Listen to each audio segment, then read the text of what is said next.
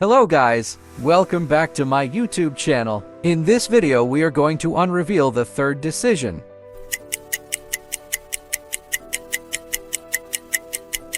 Decision number 3, how do I react? When we give meaning to the events, a feeling arises as a result, and this feeling triggers a decision. How do I react to the events? The actions we decide to take are determined by the feelings that guide us at that moment. When we are angry, we will behave differently than when we are cheerful and content. If you want to consciously determine your actions, the quickest way is to realign your focus and change the meaning they have. Some pull back when they're upset, others rush forward and the aggressive. Some become loud or even violent, others express their anger quietly. Some suppress them to look for a passive, aggressive opportunity to take revenge.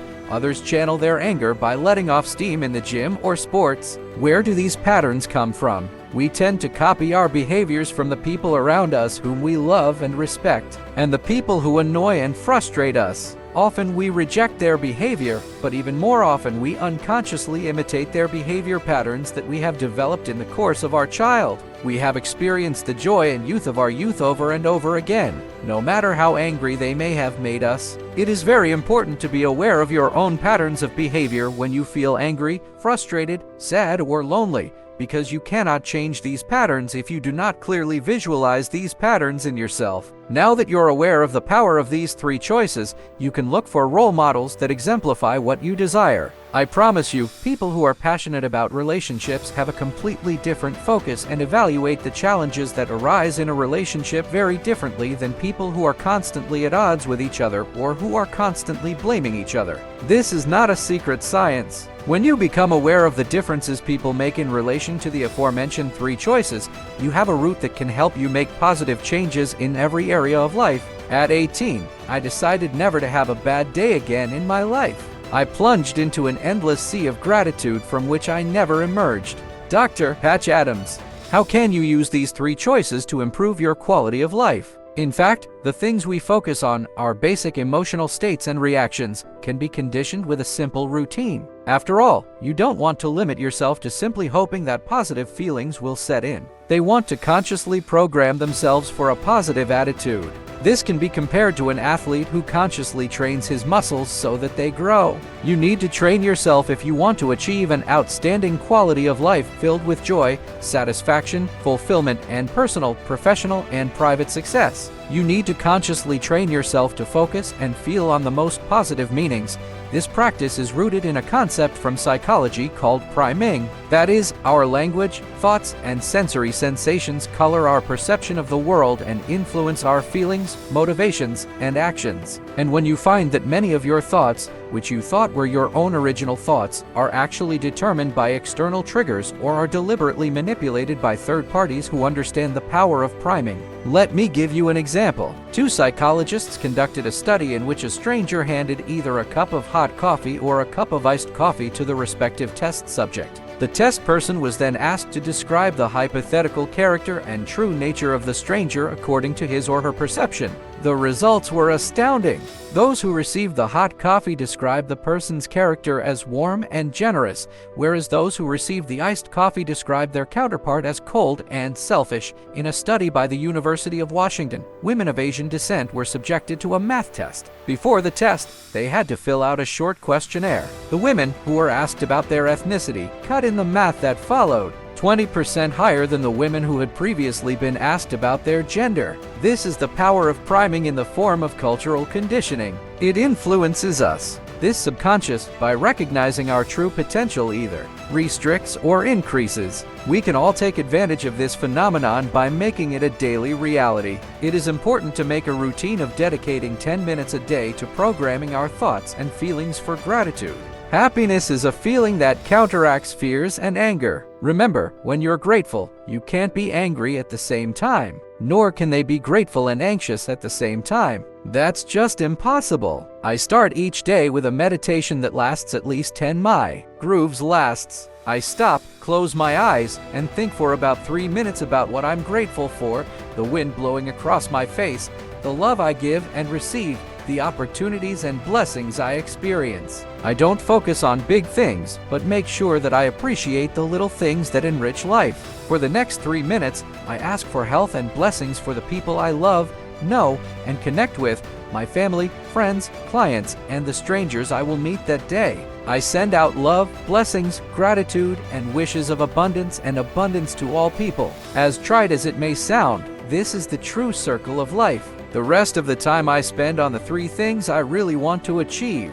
I imagine them as if I had already achieved them and feel a sense of inner celebration and gratitude that they are being given to me. Priming is a valuable gift that you can give yourself. If you do it for 10 days, you won't want to do without it. This simple exercise is important because many people say they are grateful, but they don't take the time to really feel that gratitude deep inside. It's so easy to lose touch with the beauty and grace of the things we already own. If we don't consciously plant the right seeds in our minds every day, the weeds of life, anger, frustration, annoyance, stress, and loneliness will take over. Like the weeds in the garden, the weeds of life grow and grow all by themselves. My teacher Lim Ron taught me a simple principle. Every day, be the guardian who controls the entrance to your thoughts. You alone decide which thoughts and beliefs you allow into your life, because they will determine whether you feel rich, poor, damned, or blessed. If we really want to be happy, we have to step out of ourselves. The human brain is really impressive.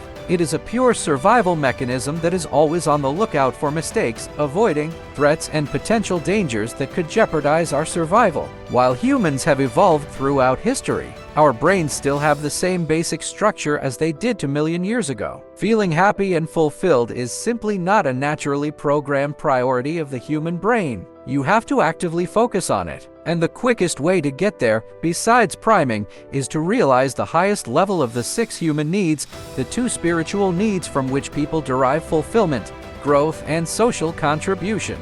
The main reason I think we want to grow is that we have something to give. Therein lies the deeper meaning of life. Getting things makes you happy in the short term, but nothing compares to the paradisiacal feeling of being able to give something that you know will touch other people deeply. Anyone can excel because everyone can serve. Martin Luther King. If it is true that giving gives us the feeling of greatest aliveness, then perhaps the ultimate proof of this theory is the meaning that life has for people who are willing to give their lives for their beliefs.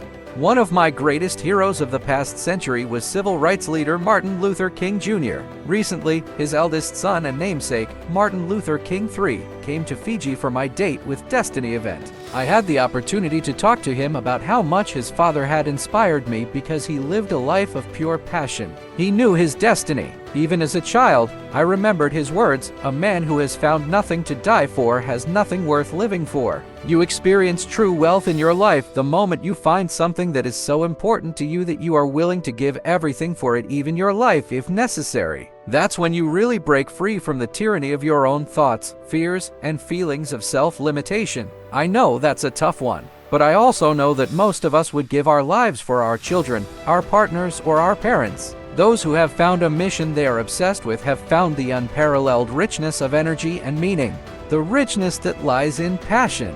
You've probably heard of Pakistani girl Malala Yousafzai. Taliban terrorists shot her in the head because she had the audacity to insist on girls' right to education. A bullet entered her eye socket and passed through her head. Malala narrowly escaped death. However, she survived her horrific injuries and became an international activist for the rights of women and girls. The man who fired the shots at her is on the loose, and the Taliban continue to threaten to kill her. Malala, however, bravely confronts them. On her 16th birthday, she said in a speech at the United Nations that she was not afraid. They thought the bullets would silence us, but they failed. Because out of the silence came thousands of voices. The terrorists thought they could change my goals and stop my ambition. But nothing has changed in my life with one exception. Weakness, fear, and hopelessness have disappeared. Strength, power, and courage have been born.